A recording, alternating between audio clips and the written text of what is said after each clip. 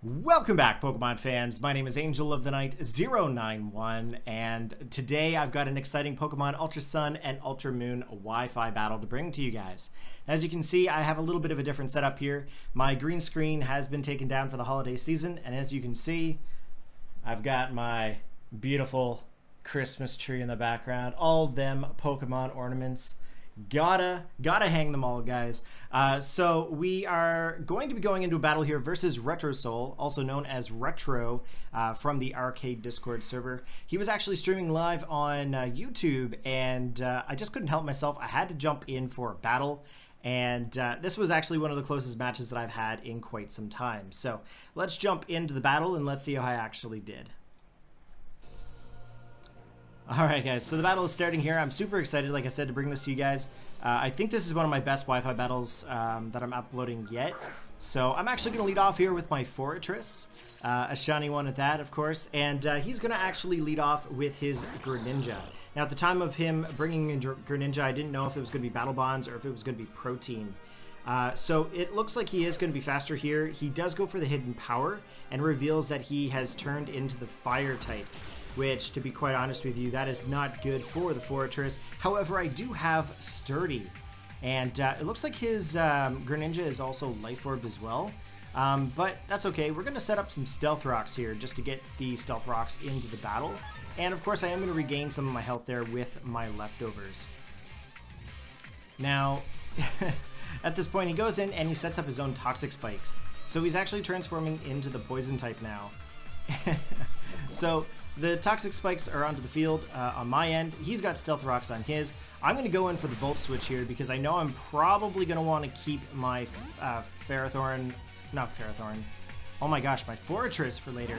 So I'm going to go out to my Muck, and my Muck is actually going to absorb all of that Toxic Spike damage.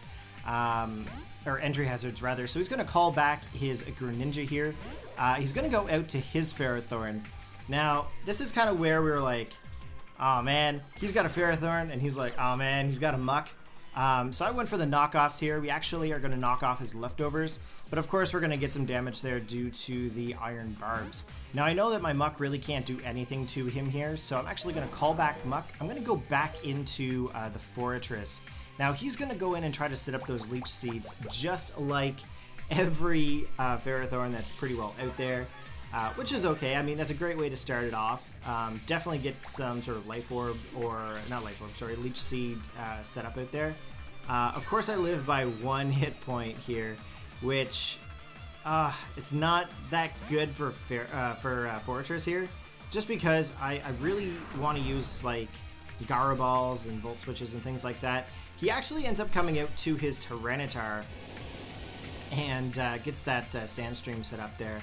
But I am going to go for the Gyro Ball, and lucky for me, I'm actually going to be able to get a hit in this turn. It's actually super effective onto his Tyranitar, and of course I am getting some leftovers here. But unfortunately, due to the Leech Seed and due to the Sandstorm and Leech Seed, I'm basically going to get the Feint. So at this point, I'm going to go in with my Infernape. It's the only logical choice for me to actually go in with my Tyranitar against a Tyranitar. He's going to withdraw Tyranitar because obvious close combat is coming in. So he actually goes out to his Ferrothorn, and he actually gets some Stealth Rock damage there, which is fantastic. And we're going in with the close combat here. Now that is going to drastically lower my defense and as well as my special defense. But the awesome thing is here is that we actually get to take out that that Ferrothorn.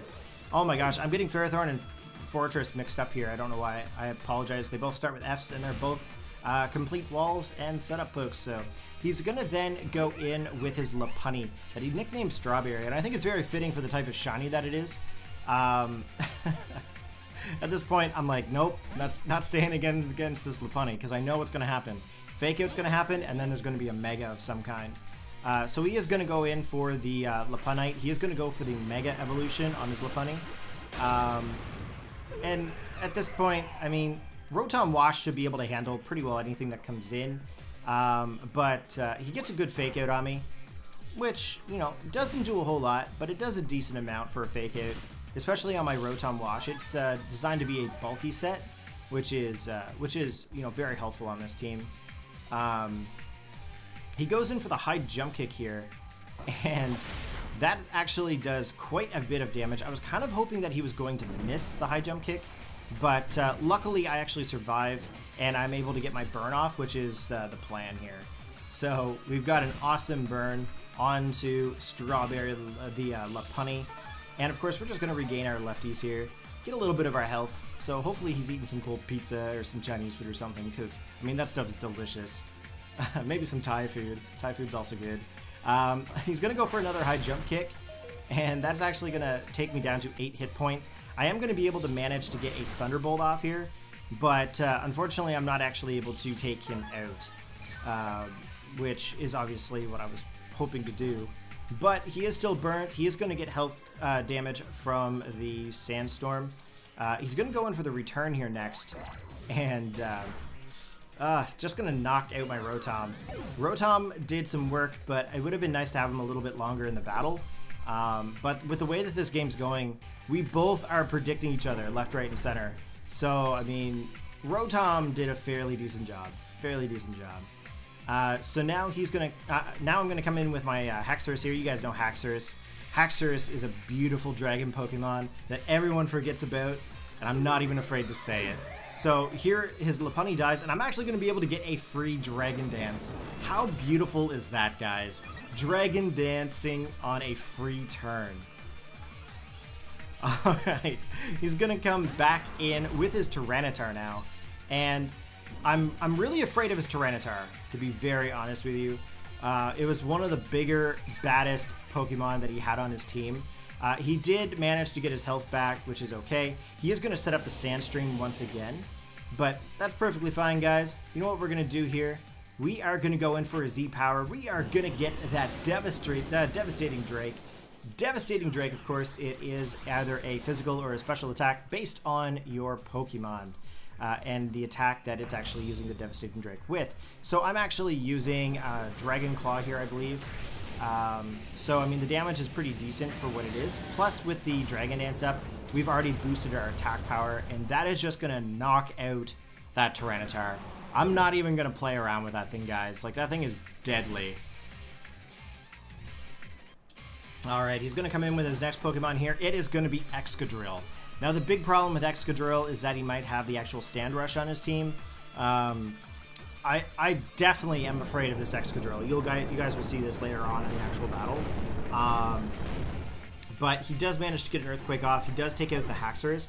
And this is the exact reason why I'm thinking that it's Sand Rush, because of the fact that he outsped my Haxorus. Now, I do come in with my Infernape, and I'm thinking, I was trying to play him that I'm a Scarf set or I'm a Mach Punch set, which is perfect because he actually loses out on a turn by basically switching out his Excadrill for his Greninja. And thankfully for me, Greninja is Dark type, and that close combat is super effective. Now, the big issue here now is that my defense and my special defense have now dropped yet again for this turn. And of course, we are getting Life Orb damage as well as Sandstorm damage, which is absolutely brutal. He does manage to come in with the Rotom Wash. Not quite exactly what I thought was going to happen, because I really thought he was going to be a Choice Scarfer. So I decided that I would call back my Infernape and go out to a Sylveon, just because if he did manage to go in and switch back in, or, you know, if he managed to stay in, I basically wanted to try to keep Sylveon into play, so that way we can actually get some damage off on some of his Pokemon without having to really use Infernape. Now I am buffeted by the Sandstorm. He goes back into Excadrill. And this is where I'm really getting, like, worried, because you guys know Gen 5, Excadrill was, like, top OU. And Sand Rush was banned in Gen 5 on Excadrill, if I'm not mistaken. Even into, like, Gen 6 and possibly Gen 7, I'm not sure. But I do lose my Sylveon to him. The Sandstorm actually stops, if I'm not mistaken. And I'm going back into my Infernape. And this is where we're playing cat and mouse here. He's going to call back his Excadrill, and he's going to go back into his Rotom Wash. Now, Rotom Wash, of course, is going to be able to take a close combat pretty well. I'm actually surprised he lived just by a little bit of health, to be honest. I was really hoping that the close combat was going to be able to take him out, but I guess it all depends on his effort values and his IVs and his nature and everything. So he is going to be swapped out right now for Muck. Going to go back into Muck, and we have a Chesto Resto Rotom Wash, which is just brutal. Retro, thanks a lot for that, man. Just thanks a lot. At least you're not using Toxapex. Everybody knows I'm absolutely disappointed with Toxapex. I hate Toxapex with a passion. He's going to get a Will-O-Wisp out here with his Rotom Wash, and that is actually going to burn my Muck, and it is also going to drop my attack power. Now, I do have Gunk Shot.